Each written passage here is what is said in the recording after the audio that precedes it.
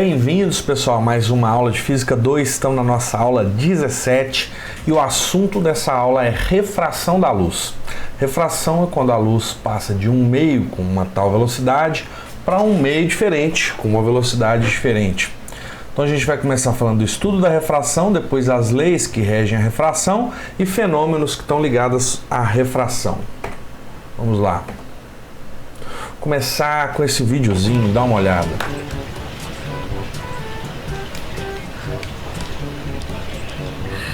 They're not uniting. No, you're still not connected. Here we go, here we go. There we go, there we go. Esse vídeo deu uma viralizadazinha no TikTok e mostra ali que a luz fez uma curva, né, ao passar da água para o ar, né, até chegar aos seus olhos. Então nós vamos tentar identificar o que está por trás disso, né? Tentar entender a fundo esse fenômeno aí. Eu acho que é um fenômeno que está no dia a dia de vários de nós, né? Quando você olha, por exemplo, através de um copo de água, você vê a deformação da imagem, ou então quando você coloca um talher dentro de um copo d'água, você vê que parece quebrado, né?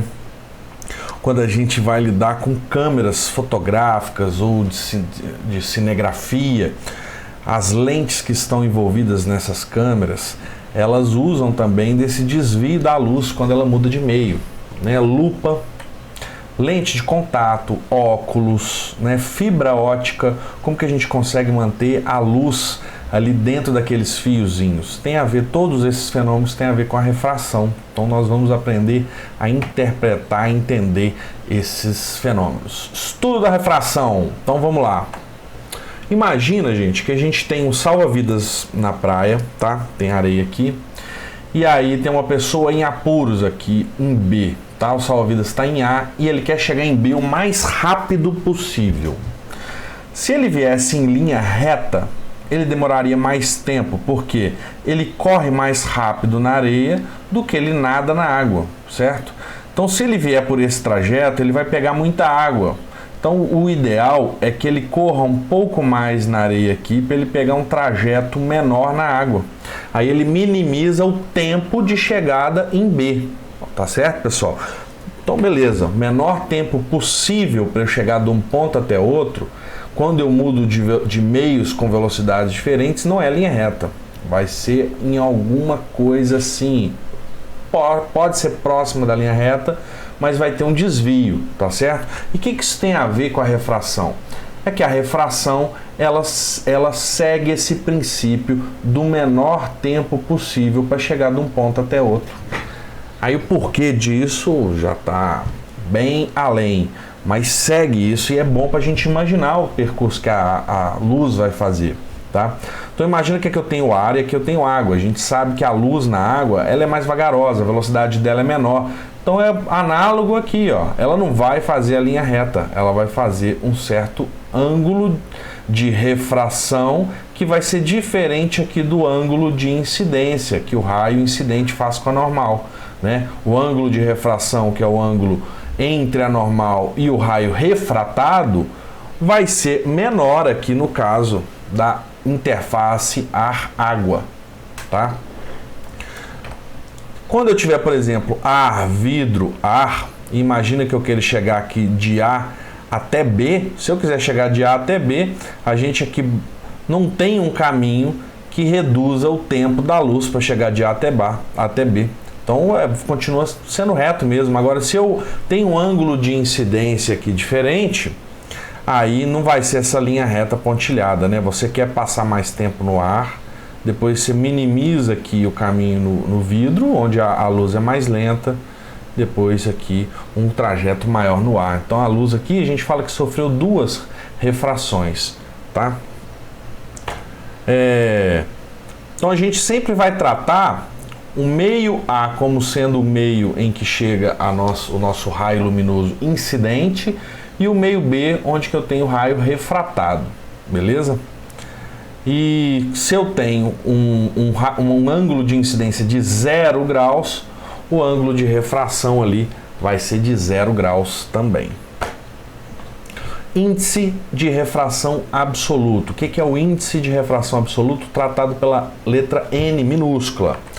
Ele é o seguinte, gente, ele é uma grandeza física que ela é usada para a gente saber se a luz é lenta ou não em um determinado meio. Ele mede a lerdeza da luz em um meio, tá? Mas não é qualquer luz. A gente tem um índice de refração N para cada luz monocromática de uma certa frequência, tá? E propagando em um meio homogêneo e transparente, tá? Tem meios que não são homogêneos, mas a gente não vai tratar deles não. Então a gente vai tratar só em meios homogêneos e transparentes. Então beleza, como que se dá isso? Imagina que no vácuo a velocidade da luz seja dada por C. E no meio, que eu estou considerando a lerdeza da luz, vai ser dado por V, um V minúsculo. O índice de refração é dado por N igual a C sobre V. Então o N é um número adimensional, porque C, a velocidade, pode ser dada em metros por segundo, e esse V também é uma velocidade que pode ser dada em metros por segundo, você cancela as unidades. Tá? O N do vácuo, ele então vai ser igual a 1, já que C é igual a velocidade da luz no vácuo. Se o meio for o vácuo, aqui eu boto C também, aí cancela C com C, sobra 1, né? Então a gente fala que o índice de refração do vácuo vale 1. O índice de refração, então, ele sempre vai ser maior ou igual a 1. Igual a 1 se for o vácuo e maior do que 1 se não for o vácuo. Em todos os outros meios que não o vácuo, a luz é mais lenta, tá? Então, se a gente coloca um número menor do que C aqui embaixo, o N, então, vai ser maior do que 1. E o que é a refringência? A refringência é a característica de um corpo que tem um índice de refração alto. Então, se o N é alto, a gente fala que o material é muito refringente. Se o N é baixo, a gente fala que ele tem baixa refringência, tá? Se, por exemplo, eu tenho um meio em que o N vale 1,2 e um outro meio em que o N vale 2,5, qual é mais refringente? Esse aqui. E o que significa aquele 2,5? Significa que a velocidade da luz no vácuo é 2 vezes e meia a velocidade da luz naquele meio que eu estou considerando. E aqui quer dizer, então, que a velocidade da luz no vácuo é 1,2 vezes a velocidade da luz nesse meio que eu estou considerando. Beleza? Vamos lá, vamos fazer um exemplo. A velocidade de propagação da luz em vidro é de, vamos ver se a velocidade no meio, V igual a 1,5 vezes 10 a 8 metros por segundo. Calcule o índice de refração, ou seja, o N, quero saber o valor do N, desse vidro. Interprete o resultado. Eu sei que N, então, é igual a C sobre V. Para lembrar disso aqui, gente, eu costumava falar pornografia, mas eu não vou falar pornografia não. Vamos pensar que você é um ex-canibal. Não como você, ok? Era outra frase, viu, gente? Mas essa serve, não como você, eu não sou canibal mais. Então, o N eu vou descobrir. O C é a velocidade da luz no vácuo. Qual o valor? 3 vezes 10 a 8 metros por segundo. E a velocidade da luz no meio, aqui é 1,5 vezes 10 a 8 naquele vidro. 10 a 8 corta, 3 dividido por 1,5 dá 2. Então, o índice de refração é 2. Adimensional, sem unidade.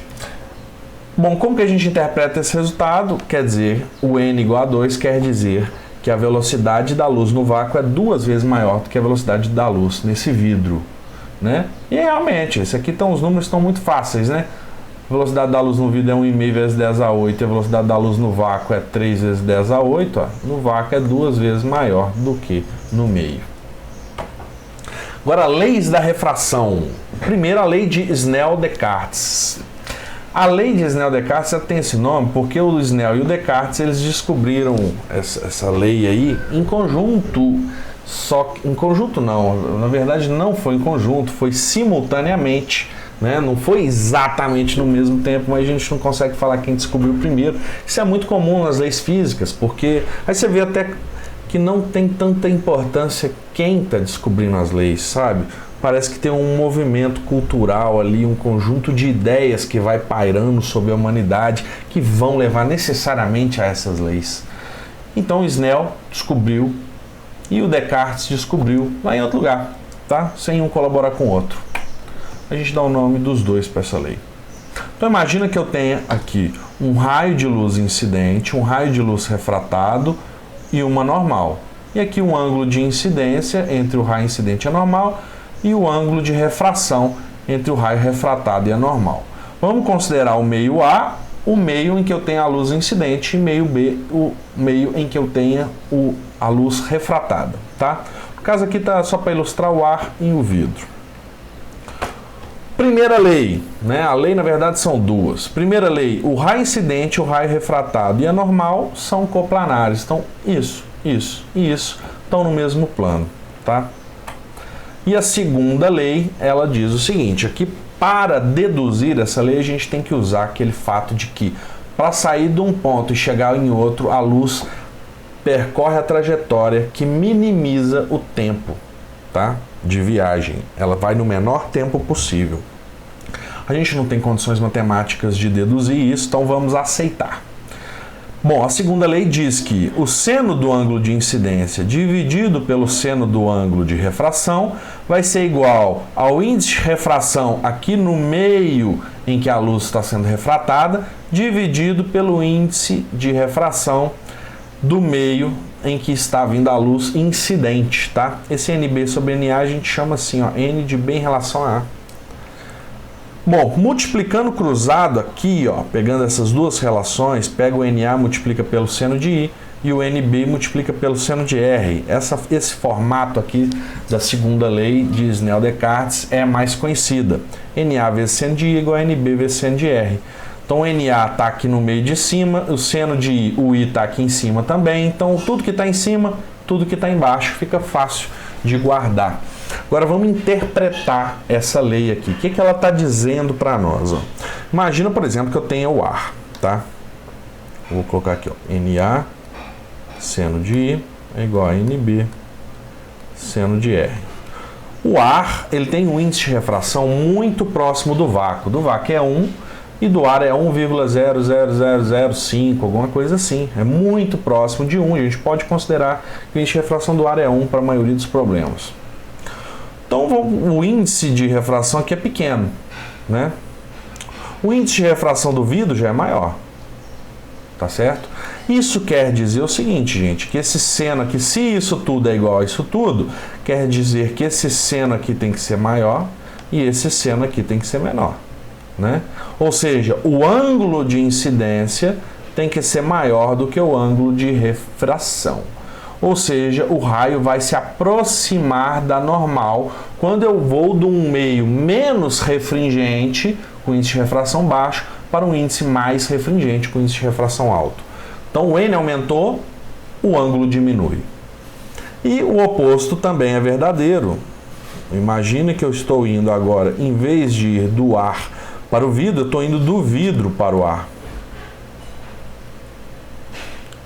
Se eu estiver indo do vidro, aqui é vidro e aqui é ar, aqui está minha reta normal e aqui eu vou ter um certo ângulo de incidência. O que vai acontecer? Aqui eu vou ter um N alto, então o I tem que ser baixo. E aí depois o N vai ser baixo e o R tem que ser alto. Isso aqui vai fazer assim então, ó. Né? Vai se afastar da normal o raio, tá certo? Então eu estou indo para um meio mais refringente, o ângulo diminui. Se eu estou indo para um meio menos refringente, o ângulo aumenta ou o afasto da normal, tá certo? Eu gosto de imaginar isso aqui, gente, como se fosse um carrinho. Maior que viagem, ó, olha só. Imagina que eu tenho uma roda de um carro aqui, o eixo. Aqui outra roda do carro, tá? E essas rodas giram independentemente. E aqui no ar é como se eu estivesse no asfalto, tá certo? Quando eu chego aqui, ó,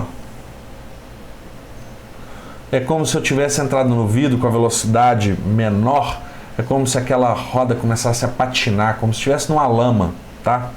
Aqui então vai andar menos do que de cá, ó. Aqui andando mais, o carro vai fazer uma curva. Tá? O mesmo ocorre quando eu estou indo aqui da lama para o asfalto. Quando eu estou indo da lama para o asfalto, o meu carrinho vai fazer assim, ó. Botei a rodinha aqui, botei a rodinha aqui. Aqui é lama. Então aqui vai ficar lento e aqui vai ficar mais rápida porque está no asfalto. Então ele vai tombar pro lado de cá. Tá certo? É bom de imaginar assim, eu acho. Mas você pode simplesmente pensar. Foi para um N maior, aproxima do normal. Foi para um N menor, afasta do normal. Aqui tem um exemplo de um laser sendo mandado aqui numa peça. Isso aqui provavelmente é um acrílico. O índice de refração dele é maior, logo o ângulo de refração aqui é menor do que o ângulo de incidência, ele aproxima da normal.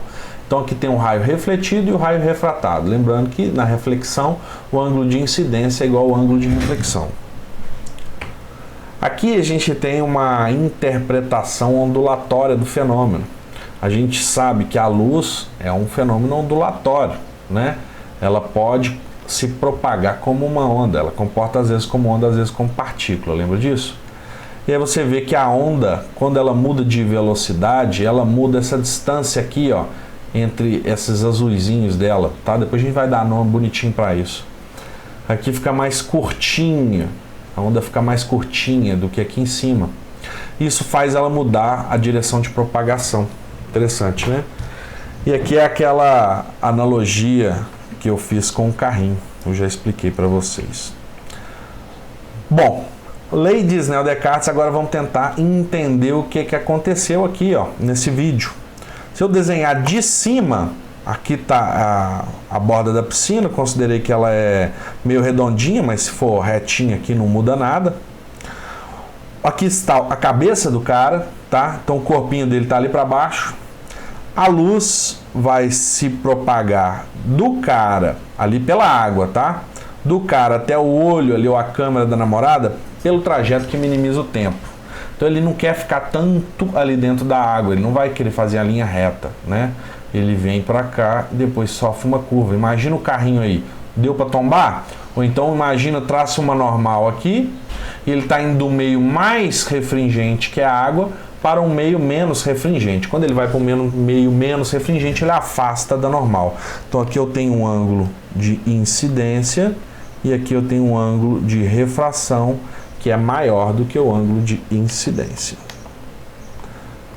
Logo, se a luz faz essa curva, a pessoa que está observando aqui, ou a câmera, vai interpretar que o corpo dele está, na verdade, nessa linha aqui, ó. Nessa linha, já que a luz está vindo de cá. Por isso você vê o corpo dele de cá, ó, separado da cabeça. Fez sentido, pessoal? Tomara que sim. Vamos fazer esse exemplo.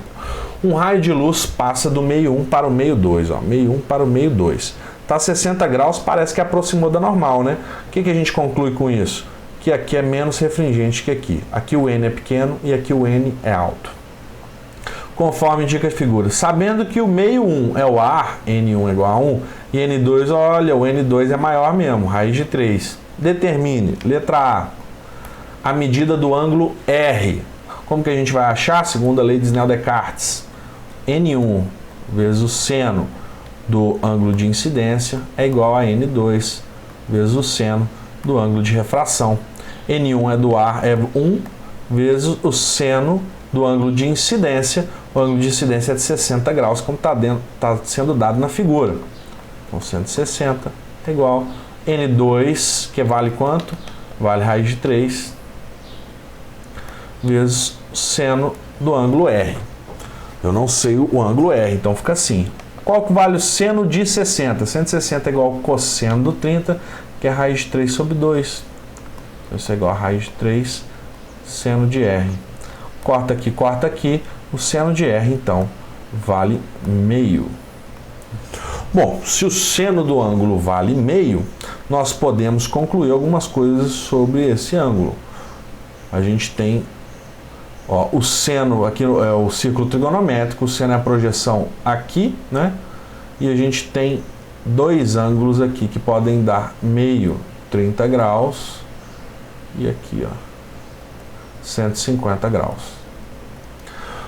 Qual ângulo que pode ser aqui, gente? A gente sabe que tem que ser menor do que 60, obviamente é 30 graus. Então o seno do R vale meio, logo o R vale 30 graus.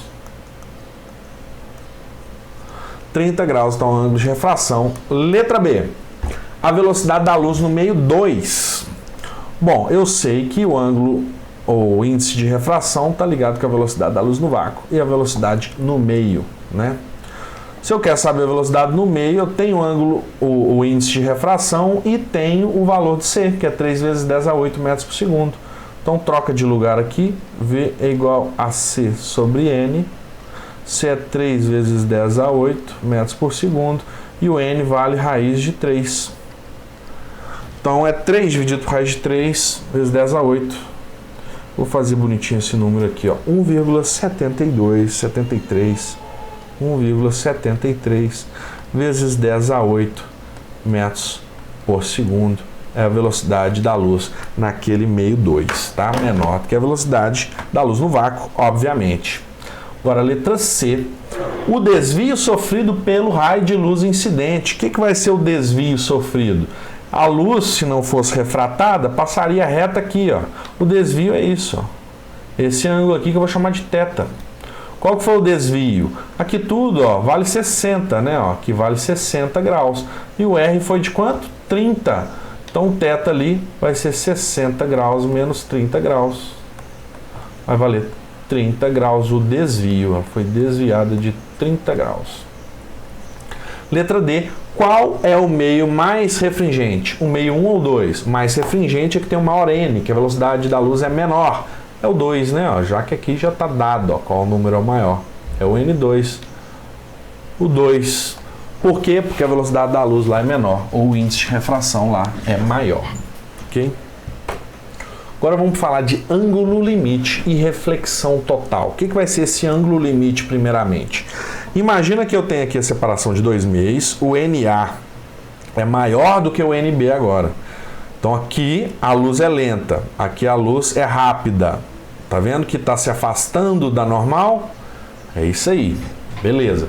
Então eu começo com A aqui, ó, e eu venho parar em A'.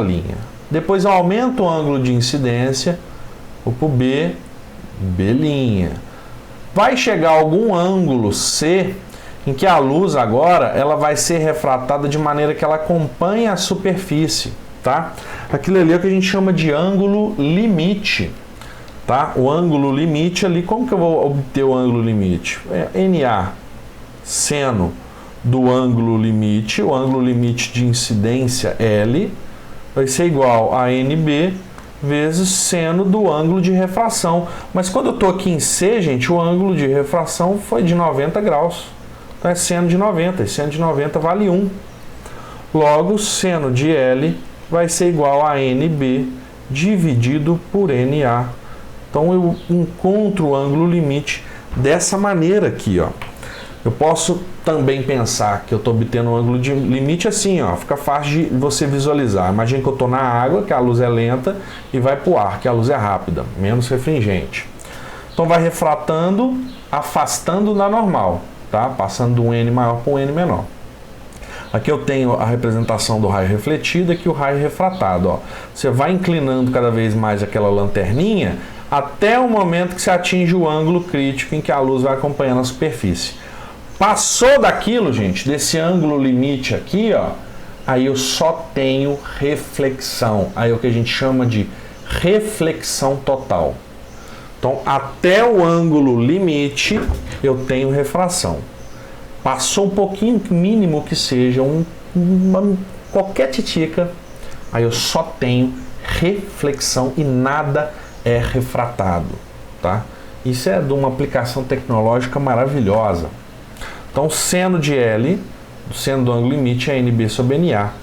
E lembrando aqui que esse NB do meio B é menor do que o do A, né? Então, é o N menor dividido pelo N maior.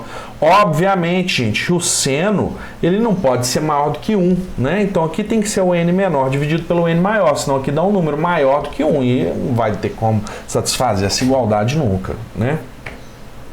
Então, a reflexão total, o ângulo de incidência tem que ser maior do que aquele ângulo limite e a luz tem que se propagar do meio mais refringente para o menos refringente, tá? Aqui um exemplo de reflexão total, olha que interessante. A luz que está saindo da menina está sendo refletida aqui pela superfície água-ar, né, do meio mais refringente para o menos refringente, está sendo refletida aqui em direção à câmera que pegou essa foto, né?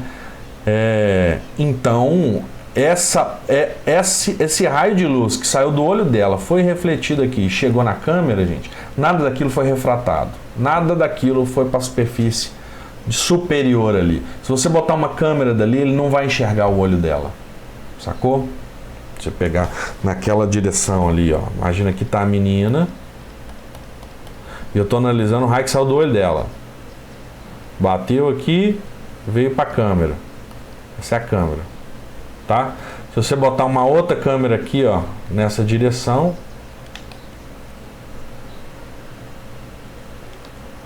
ou até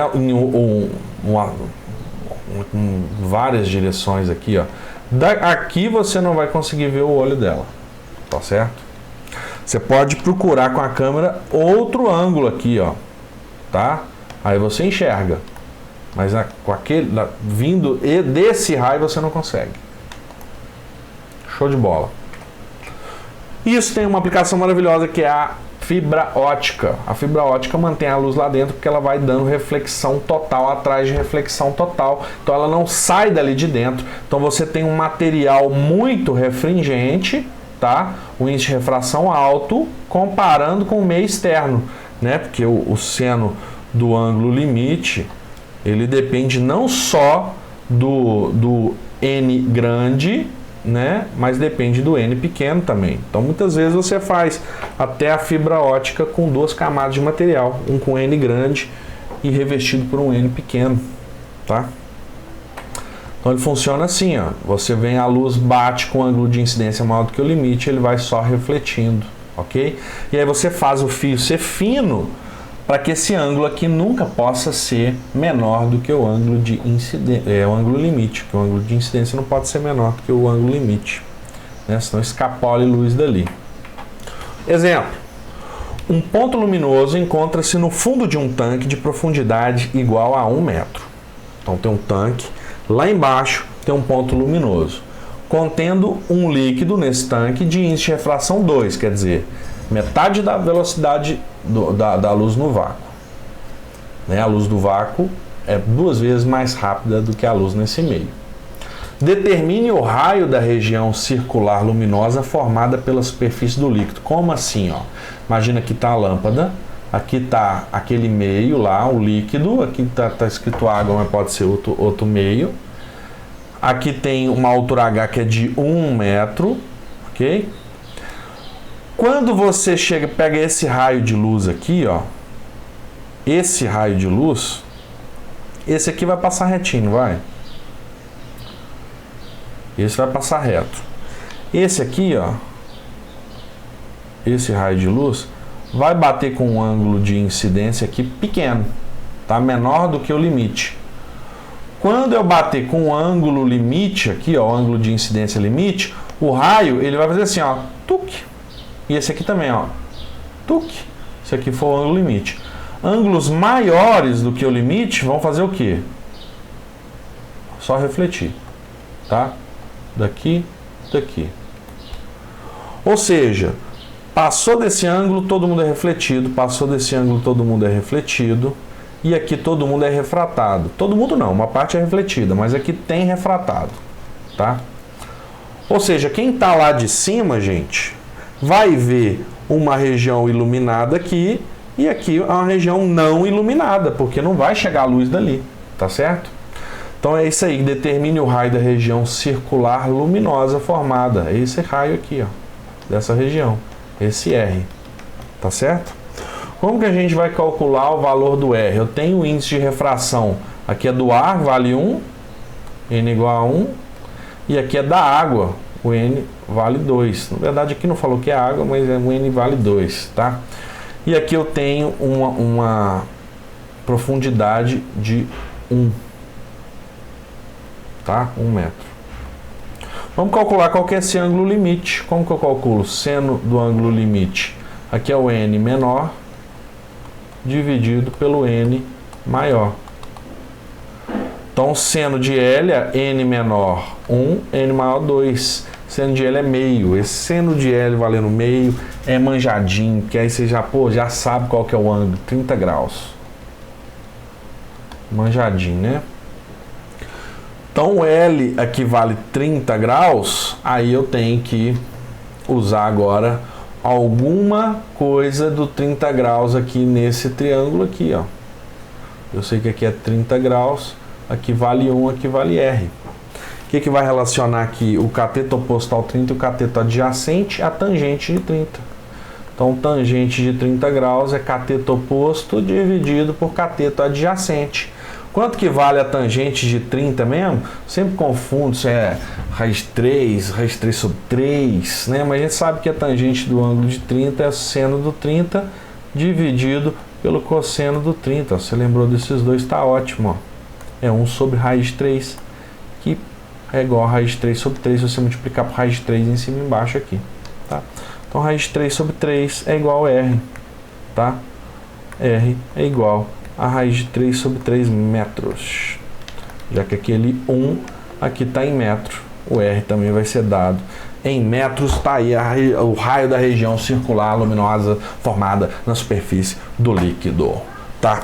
Aqui, gente, ó, para água mesmo, eu trouxe uma figurinha mostrando da água mesmo. Dá mais ou menos 96 graus a abertura do cone ali luminoso, tá?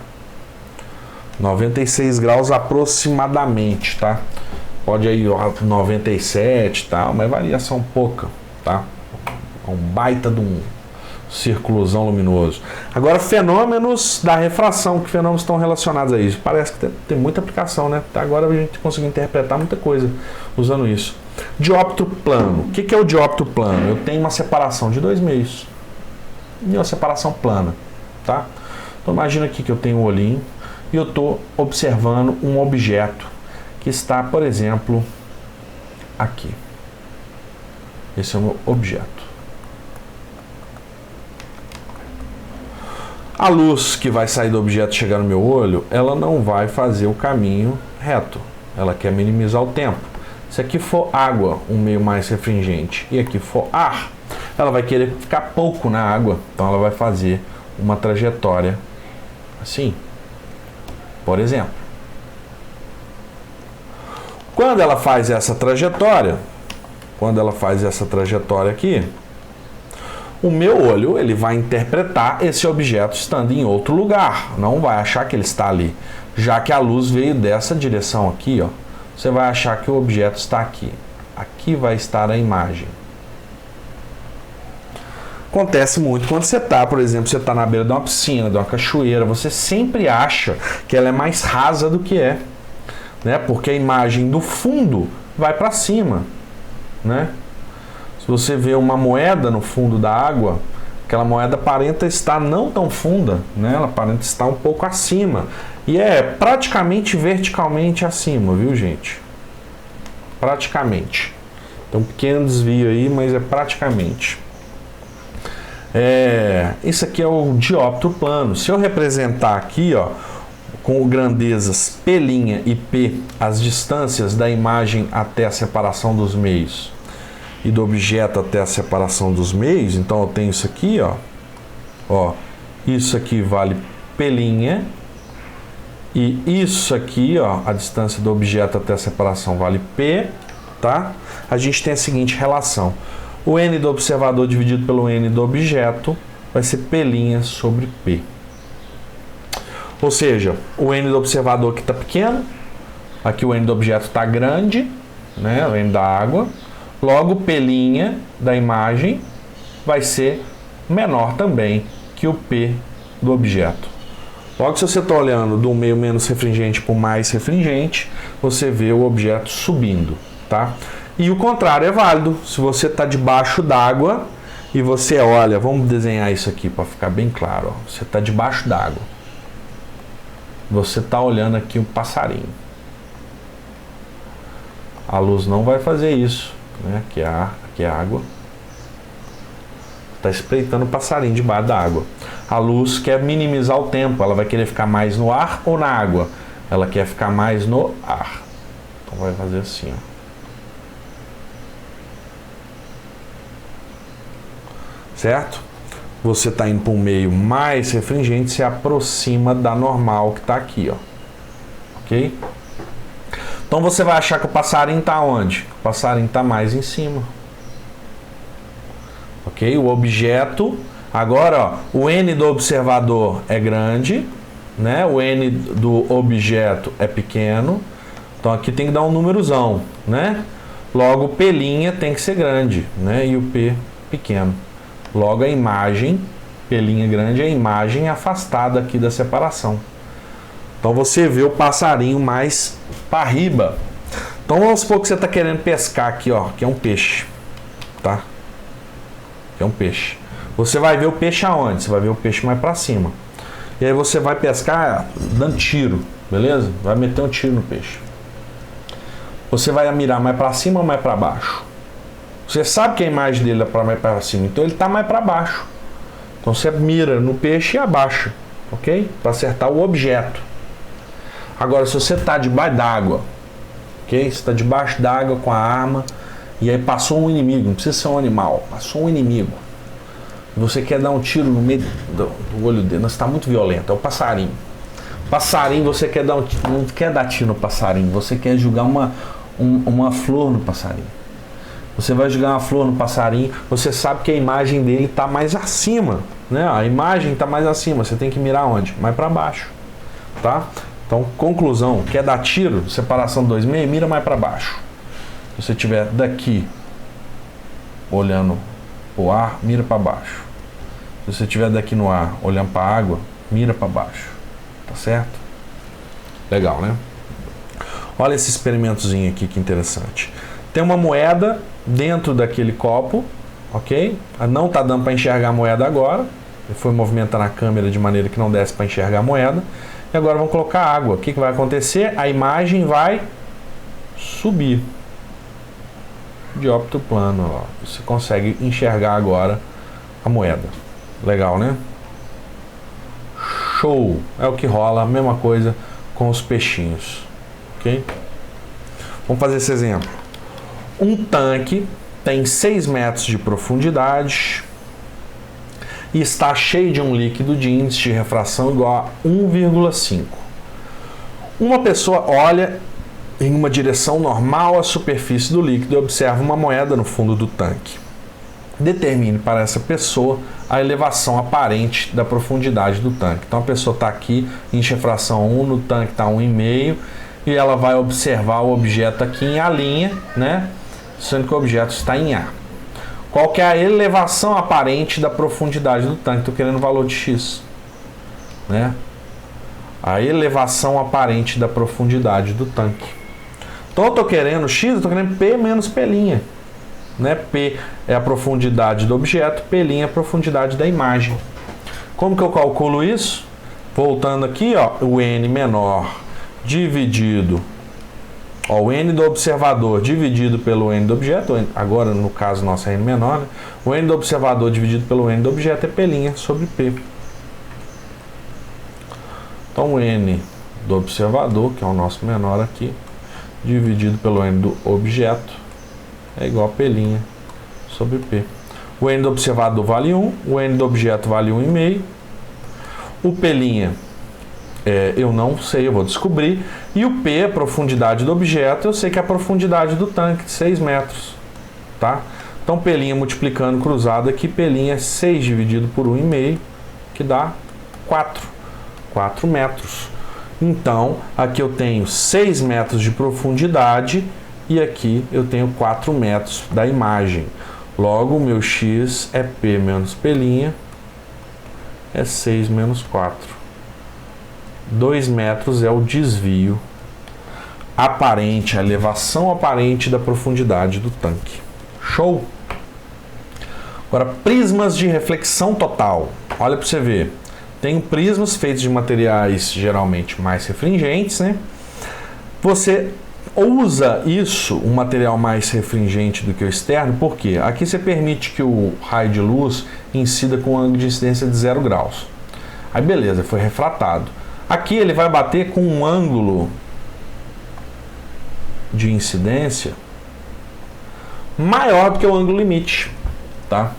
Então você deixa aqui bem refringente para o ângulo limite conseguir cobrir esse ângulo aqui, ó, tá? O ângulo limite tem que ser maior do que esse. Menor do que esse, desculpa. Esse ângulo tem que ser maior do que o limite. Então aí eu vou ter só reflexão, tá certo? E aqui tem uma outra superfície em que eu tenho um ângulo de incidência de 0 graus, passou reto. Então você teve uma reflexão, funciona como um espelho. Falou, Roque, então para que usar um prisma de reflexão se eu posso só usar um espelho de A até C? É porque muitas das vezes o espelho tem perda de luz maior do que a do prisma, tá?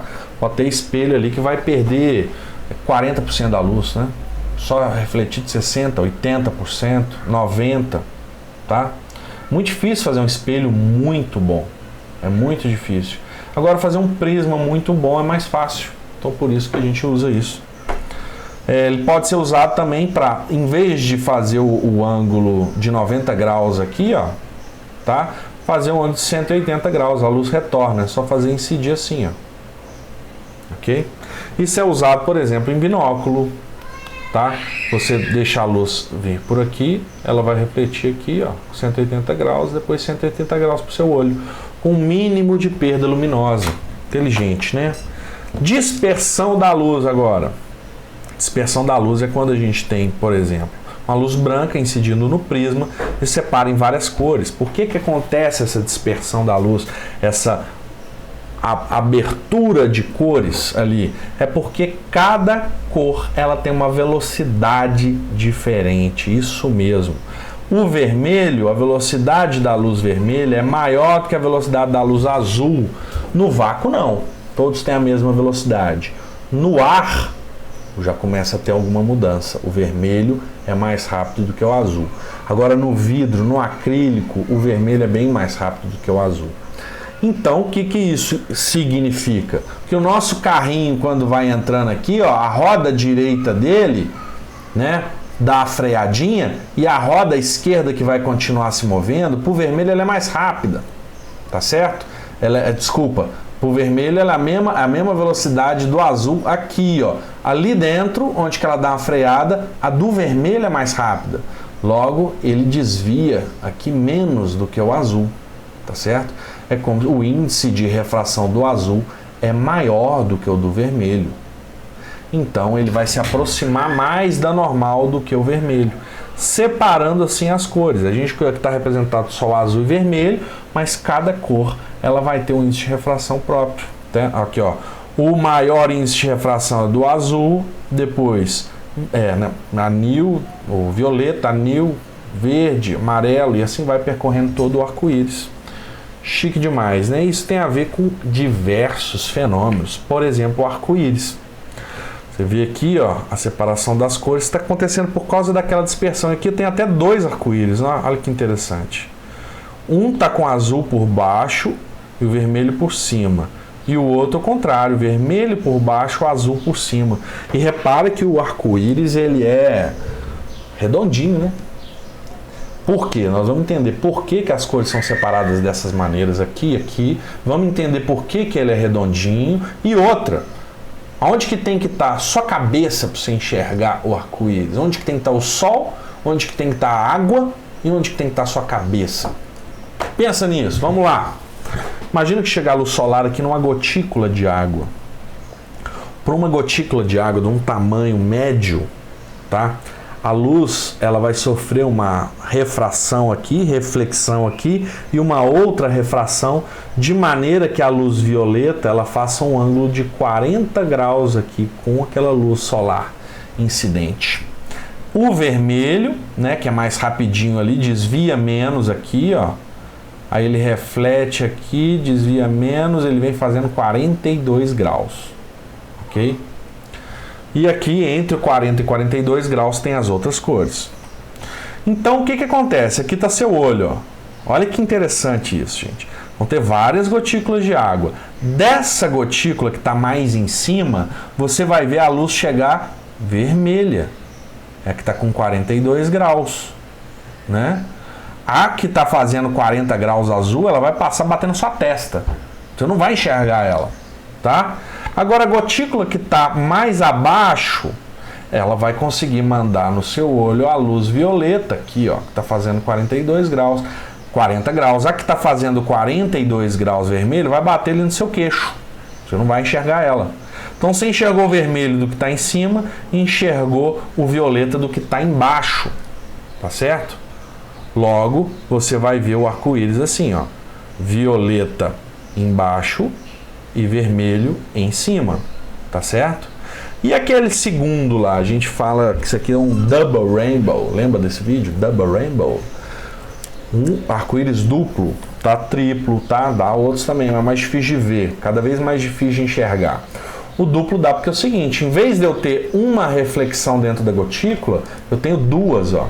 Chega a luz, só que agora ela não vem por cima e reflete para cá, ó, tá? Ela vem meio por baixo da gotícula. Ela sofre uma refração, já separando aqui o azul e vermelho. Sofre uma reflexão, duas reflexões e aí refrata de novo. Quando você tem duas reflexões, a luz percorreu um caminho maior dentro da gotícula. Logo, mais luz vai ser absorvida pela água e por isso fica assim, ó, mais fraquinho, tá bom? Fora isso, aqui em cada reflexão aqui pode ser que escape um pouco de luz, tá? Pode ser que não bateu ali a reflexão, o ângulo de incidência certo para ter reflexão total. E aí quando você tem essas duas reflexões, o vermelho vem com esse ângulo aqui, o violeta com um ângulo mais acentuado. Então você vê o violeta de cima e o vermelho de baixo. Inverte aqui, ó, a ordem, tá? Ó, olha só invertendo, ó. Sacou? Então as cores invertem também. Agora, por que que o arco-íris vai ser redondinho? Imagina que você está aqui, o sol tem que estar atrás de você. Onde você tem que estar? Você tem que estar entre o sol e as gotículas de água, tá? E olhando para as gotículas de água, o sol tem que estar sempre batendo na sua nuquinha, ok? Então você vai olhar para as gotículas, ó, aqui fazendo esse ângulo de 42 graus vai estar o vermelhinho, fazendo esse ângulo de 40 graus o violetinha, tá? E você está enxergando aquela luz vindo aqui desse cone aqui, ó. Dessa região aqui, ó. Todas essas gotículas que estão aqui nessa região estão mandando luz para os seus olhos. E aí você enxerga. Então o arco-íris não é uma chapa, tá? Ele é essa região aqui, ó, vai se aprofundando, ok? E aí, por que que ele vai ser redondinho? Porque se você pegar, fixar um ângulo de 40 ou de 42 graus ali, ó, você vê que tem que ser um círculo ali, ó, para você conseguir ter sempre o mesmo ângulo. Tá certo? Se você estiver voando aqui, assim, ó, com sua cabecinha aqui, ó, você vai ver o arco-íris circular. Não sei se vocês já tiveram a oportunidade de observar o arco-íris se fechando. Quando está aqui na nossa região tem muita cachoeira, né? Então você procura arco-íris nas cachoeiras. Cada pessoa que está ali na cachoeira vai ver um arco-íris diferente, né? Porque cada uma está num lugar diferente e são gotículas diferentes que vão fazer o ângulo de 40 e 42 graus, ok? Ou 41 graus, etc. Ângulos que estão entre 40 e 42 graus. Então você vai procurar colocar o sol atrás de você e a gotícula de água, as gotículas na sua frente, tá? E aí vai ser o seguinte, se as gotículas estiverem distantes, o arco-íris fica grande. Se as gotículas estiverem próximas, o arco-íris fica pequeno. Então você vai ali pensar, você está longe ou você está próximo das gotículas? Se você estiver longe, o arco-íris tem que ser grande. Então às vezes nem cabe na cachoeira. E aí você chega perto, vai chegando perto daquele... Tá? De maneira que o arco-íris vai fechando, fechando, fechando, fechando. Dá para você ver em algumas ocasiões, o sol estando bem no talo, você vê o arco-íris fechando assim em volta de você. Ele só não completa onde está sua cinturinha, tá? Faça isso, bacana demais. Dá para fazer essa experiência também com a gomerinha, né? Na cachoeira dá para ver melhor. Agora, um outro fenômeno aqui é a refração da luz na atmosfera. O que acontece na atmosfera? A atmosfera, além de ter mudanças de temperatura ao longo da atmosfera, tem mudança de densidade, de maneira que o N diminui com a altitude, tá? Então imagina que está um ar bem rarefeito, o N vai ser menor do que aqui, onde que o ar é mais denso, né? Então o que que acontece? Está um astro aqui, uma estrela, por exemplo, uma estrela, um planeta, manda luz, e o que que vai acontecer? Vai aproximando da normal, vai aproximando da normal, vai fazer uma curvinha, porque aqui agora não é uma separação entre dois meios, né? É uma separação contínua, né? Vai mudando aos poucos o N. Então imagina o carrinho é bom de imaginar aqui, ó. Ele vai fazendo essa curvinha, chegou no seu olho, você vai achar que o astro está para cima, né? Porque a luz fez curva, você vai achar que ele está acima da posição real. Então você está olhando para uma estrela, você pode ter certeza que ela está abaixo daquela posição, a menos que você esteja olhando para cima, certinho para cima, tá certo? Coisa parecida acontece com o Sol quando ele está se pondo. Então você está enxergando a imagem do Sol, o Sol na verdade está abaixo, então às vezes o Sol já sumiu na verdade, ele já está abaixo do horizonte, você ainda está enxergando ele, que a imagem dele está acima, porque ele fez curva, assim ó, o Sol está aqui, vem o raio de luz, ele faz uma curvinha e você acha que ele está acima. Legal, né? Muito interessante. Além disso tem uma deformação aqui, né? Você vê que ele dá uma achatada. Isso é um efeito de lente que acontece por causa da atmosfera. Muito interessante também. Agora, não confundir às vezes com esses tipos de fenômeno aqui de refração, com, por exemplo, quando a Lua está nascendo, ou a Lua está se pondo, ou a Lua cheia, quando ela está mais próxima do horizonte, você tem a impressão de que ela é muito maior do que quando ela está acima. Isso acontece por um outro motivo. Tem um motivo da lente que a atmosfera faz, né, na Lua, o efeito da lente, só que esse efeito é menor. Você acha que a Lua está muito grande quando ela está próxima do horizonte porque você tem mais corpos para você comparar o tamanho da Lua. Então é meio com ilusão de ótica, é um bug do cérebro. Quando você vê ela próxima ali dos prédios, do horizonte, da montanha, você acha que ela está maior do que quando está em cima. Se você botar a montanha lá em cima, você vai achar que ela está grande também. Outro efeito também de refração na atmosfera são aqueles ralos que dão em volta da Lua, dão em volta do Sol também. É como se fosse um arco-íris. Tá? Eles se formam quando tem cristais de gelo na alta atmosfera. Aqueles cristais de gelo vão refratar a luz, também causando dispersão das cores. E você vê que aqui está vermelho e para cá mais azulado. Não sei se está dando para observar. Muita gente associava isso aqui com momentos especiais para fazer rituais para a deusa Lua. Legal, né? E aí, quando a gente está olhando um céu estrelado, não sei se vocês já perceberam, além, né, de acontecer aquele efeito da imagem ficar mais acima, né, do que o objeto está realmente, acontece você ver a estrela cintilando. O que é aquele cintilar, aquele pisca-pisca da estrela? O ar, ele tem diferentes densidades, mas ele não tem diferente densidade que muda só com a altura, não. Porque o ar às vezes tem algum movimento turbulento, tem uma região que está mais densa logo do lado, não abaixo, do lado de outra região que está com a densidade diferente.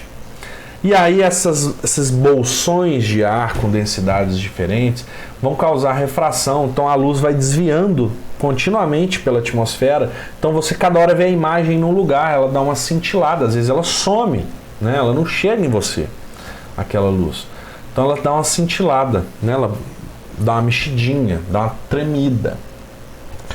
E isso acontece principalmente com estrela. Planeta, como ele está muito próximo, tá? Ele não é tão pontual. Ele já tem um diâmetrozinho e você não vê ele tremer, só a luz. Então você quer saber se é planeta ou estrela? Dá uma olhada se a luz está cintilando. Se cintilar é estrela, se não é planeta.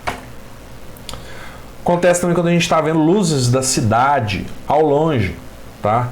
Você vê que as luzes tremem bastante, porque você tem correntes de ar subindo, assim, ó. Às vezes dá para você enxergar essas correntes de ar subindo e você vê as luzes todas tremendo por causa desses fenômenos de refração. Outro fenômeno interessante é de miragem. Quando a gente está num dia muito quente, o asfalto está muito quente, parece que ele está molhado, né? No caso aqui você está dando até para ver o reflexo, ó, dos veículos. Interessante. Como que acontece isso? Como aqui está muito quente, né, a gente tem um índice de refração menor do que aqui em cima. Então a luz vai se desviando dessa maneira. E ela chega no seu olho e você acha que ela veio de cá, né? Então é uma ilusão de ótica. Você acha que essa luz está vindo dali de baixo, né? Mas na verdade ela saiu do carro, desviou e foi para o seu olho, tá certo? E dá essa impressão de que o asfalto está molhado, refletindo como um espelho. Exemplo: ao vermos miragens, somos levados a pensar que há água no chão de estradas. O que vemos é, na verdade, a reflexão da luz do céu por uma camada de ar quente próxima ao solo. Isso pode ser explicado por um modelo simplificado como o da figura, onde N representa o índice de refração. Então tem um N1, um N2. Numa camada próxima ao solo, o ar é aquecido, diminuindo seu índice de refração N2. N2 tem que ser menor do que o N1, né? Que é ar quente, aqui é ar frio. Considere a situação na qual o ângulo de incidência é de 84 graus. Então esse ângulo aqui, ó, 84 graus. Adote N1, aqui está o N1, igual a 1,010. E aqui o N2, ele vai ser maior ou menor? Aqui o ar tem que estar quente, né? Pouco denso, né? Rarefeito, vamos falar assim. O N dele aqui, o N2, vai ser pequenininho, tá bom? Comparado com o N1. Não vai dar tanta diferença, mas é menor. Letra A. Aí fala aqui para usar a aproximação do seno de 84 graus. Qual deve ser o máximo valor de N2 para que a miragem seja vista? Se o N2 for muito grande, essa luz aqui não vai se desviar aqui chegando no olhinho do cara, né? Ela vai passar reta aqui, ó. Esse raio de luz ele vai bater reto no asfalto, ele não vai subir, tá? Então tem um valor máximo de N2 para conseguir ver, que é quando vai seguindo reto aqui, ó, quando o ângulo de refração for de 90 graus. Então é quando eu tenho a reflexão total ali, no limite da reflexão total, né?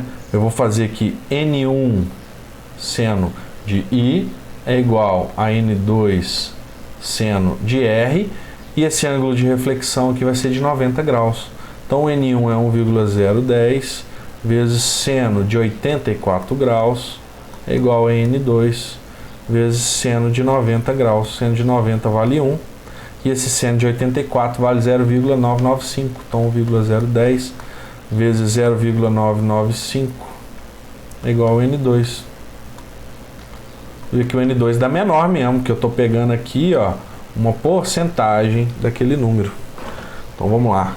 1,010 vezes 0,995 dá 1,00495. Dê a resposta com 3 casas decimais. Então eu preciso só dessas 3 casas aqui, ó. Eu vou arredondar o 4 para 5, já que o 9 aqui do lado ele é bem grandão. Então aqui vai para N2 é igual a 1,005, lembrando que o N é adimensional. Letra B. Em qual das camadas, 1 ou 2, a velocidade da luz é maior? Bom, se o N2 é menor, a velocidade da luz lá é grande, né? O N mede a dificuldade da luz andar, da lerdeza da luz. Então ela não é lerda ali não, ela é rapidinha. Então em qual das camadas a velocidade da luz é maior? A 2.